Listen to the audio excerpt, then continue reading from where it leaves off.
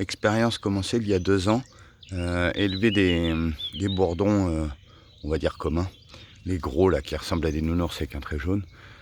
Pour ça, j'ai étudié des trucs parce qu'on n'a pas trop d'infos là-dessus, il y en a pas beaucoup.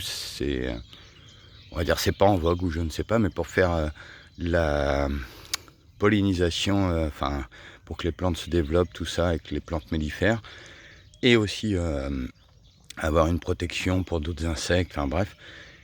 Et bien il fallait trouver un nid de bourdon ou alors en fabriquer un et j'ai fait les 2 expériences, avec des pots de terre retournés enterrés. Et là, je vais peut-être avoir la chance, comme vous pouvez le voir, on l'entend.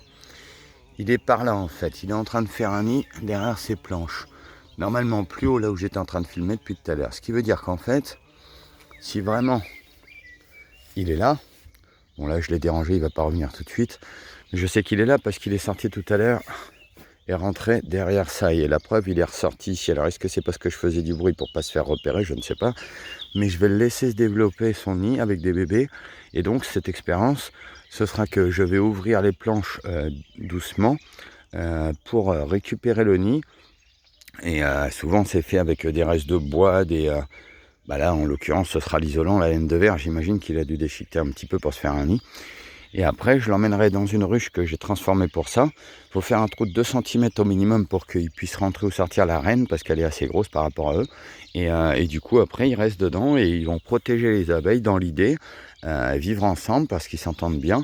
Et en plus, ils vont donc aider au développement du jardin et tout un tas de choses, à la pollinisation, pour les plantes mellifères. Enfin voilà, en gros c'est à peu près ça. Je me mélange parce que je pense à plein de trucs en même temps et voilà, donc à suivre.